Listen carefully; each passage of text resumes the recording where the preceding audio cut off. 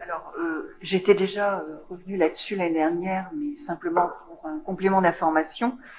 C'est très important de remplacer les branchements en plomb. Hein. On sait que le plomb, c'est nocif. Donc, ces branchements sont remplacés quand il y a l'opportunité de certains travaux pour éviter d'ouvrir des tranchées simplement pour ça.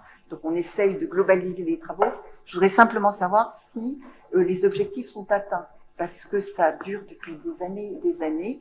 Et là, je vois que on a donc une diminution de 22%, enfin, de branchements en plomb, mais il en reste quand même 3380 à changer, ce qui est un chiffre quand même important. Voilà. Donc j'espère que dans le cadre de cette DSP, ils seront vraiment bien remplacés, hein, parce que c'est quand même fondamental sur la santé.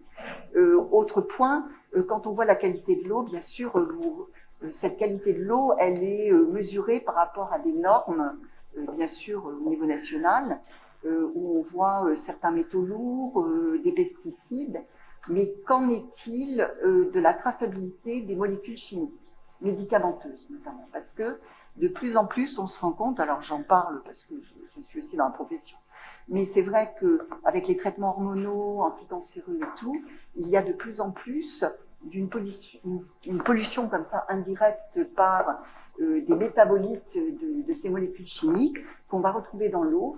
Et est-ce que c'est quantifié? Parce que je ne le vois pas, mais c'est vrai que ce n'est pas la ville qui décide, hein, c'est au niveau national qu'il y a ces normes.